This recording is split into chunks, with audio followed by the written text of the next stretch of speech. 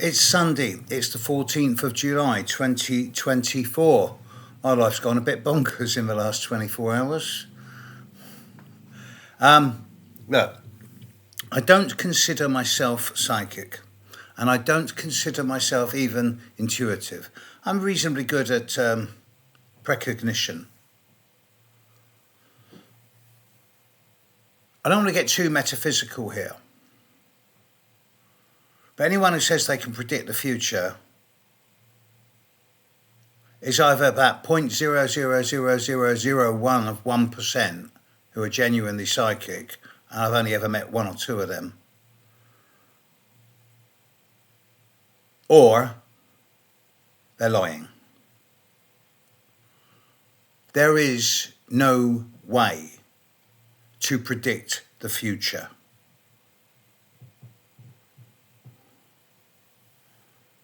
Now, I never predict futures for my clients or for the world.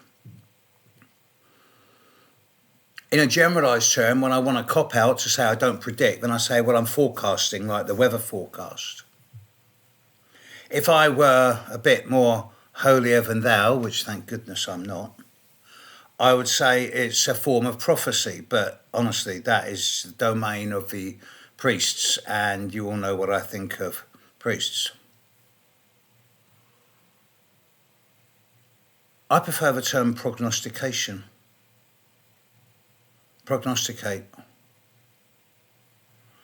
It is forecasting, but with an element of soul searching. Because you can't prognosticate unless you're doing so for the best of reasons, with the best of intentions in your heart. And of course, no one else can tell you what your best is. You are your own judge, jury, and executioner here. As long as you know you're doing your best, that's good enough. But you can't hide from yourself. You really do have to be doing your very best.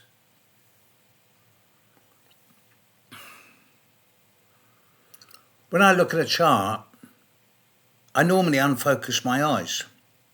And as I'm fond of telling all my students, planets are energies. The signs of the zodiac that they're in shows how their energy manifests in and through you. The houses of the zodiac shows how their energy manifests in the eyes of the outside world. It's the way you're seen as behaving. And the aspects between planets show how they help and hinder each other. And that's astrology in a nutshell. Another way of looking at it is looking at a cake. I like cake. My belly doesn't, but I do.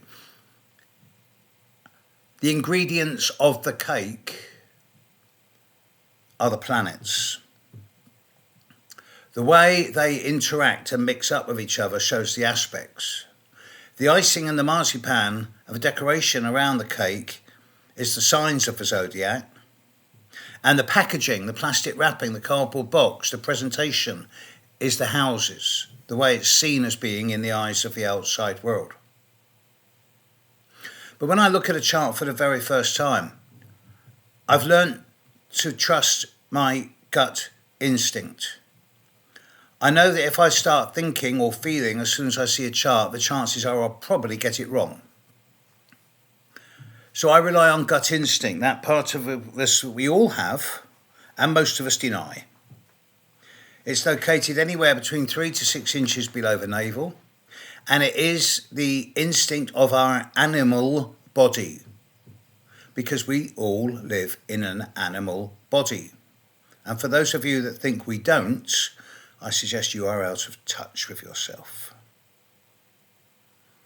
I trust my gut instinct more than my mind and my feelings put together. And when it comes to looking at a chart, I sometimes just unfocus my eyes. And the first thing that always pops out in that unfocused state are the aspects. Astrology is nothing more and nothing less than pattern recognition.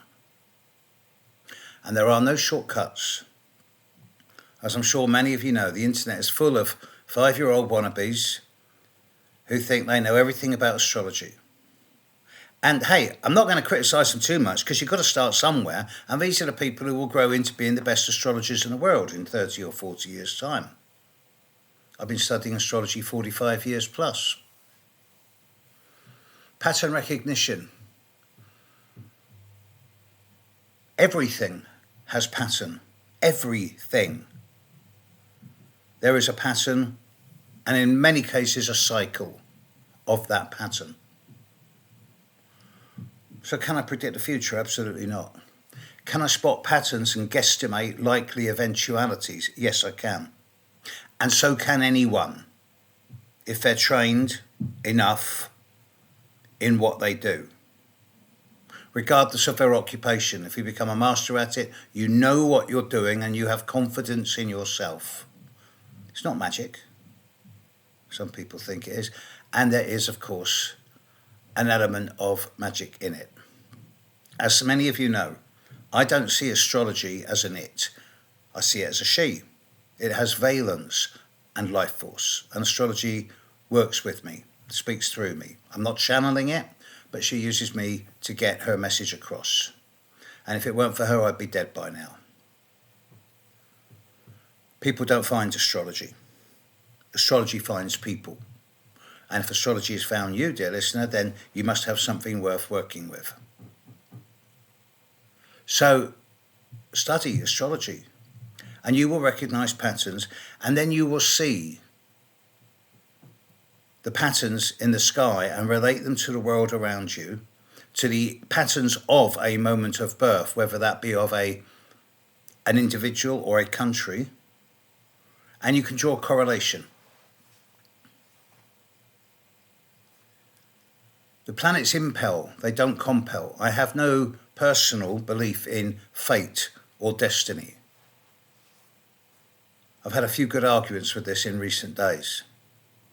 There is a case for saying that you're here for a mission, that you volunteered to come here, and that the horoscope shows you what it is you're meant to be doing and the best ways for you to achieve that. And there is that case where I could say, yes, okay, I volunteered here for a mission, my mission statement, my purpose, my reason for being here on planet Earth at this time. But the way I choose to get there is negotiable and up to me. So it's a weird mixture of free will and determinism. There is no right way or wrong way. There is just pattern. And when you see those patterns being manipulated and distorted for personal growth, then this is akin to very unhealthy forms of magic. And one thing I know about magic is that if you're doing it for the wrong reasons, it will, guaranteed, eventually come back and bite you. And then you will get hurt. With great power comes great responsibility. And the divisions between people at this time are becoming wider and wider.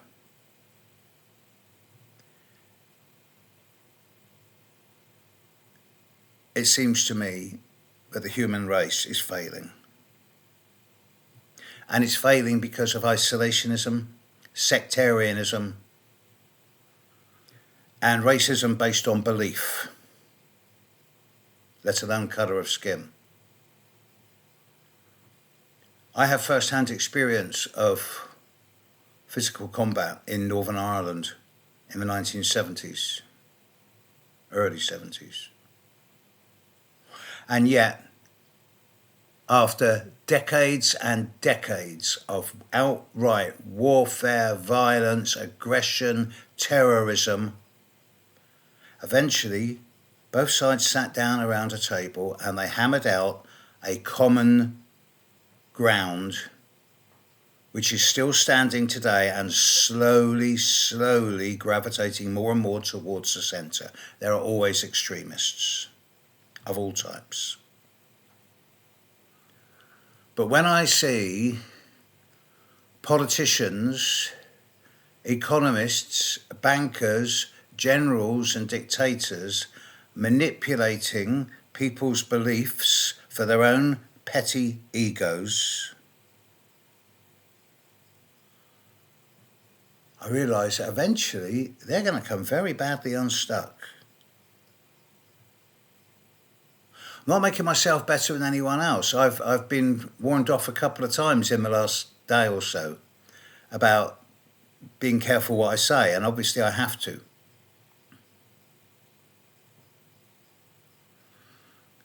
But the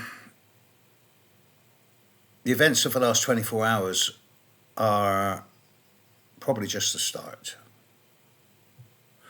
So at the end of the day, folks, I ask you as intelligent human beings, or to use my favourite saying, intelligent humans being,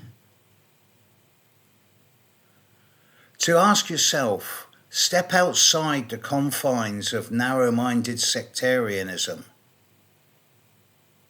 and instead look at the world and the situations of people around you from as objective and detached and impersonal perspective as you're capable of doing, and ask yourself, what is all this aggression? Do we really need it? My friend Amanda Ellis made a post this morning. She name tagged me. I'm grateful for that. And she said she's going to close her social media down for the day now and go and do some gardening. I'm going to do the same. Don't get caught up in it, folks. It's just not worth it. Isolate the patterns that work in your own life. Focus on fine-tuning them. Become a master or a mistress of yourself. Don't let yourself be manipulated. Don't let yourself be inappropriately or unethically influenced. Don't get caught up in the BS that's going on around you. There is no right or wrong. It just is what it is. And that brings me back to where I started. The future doesn't exist. It's always here and now. There is only the present. The future's in the imagination. Create it as you will. Dance with the patterns. Sermon over. Catch you later, folks. Bye.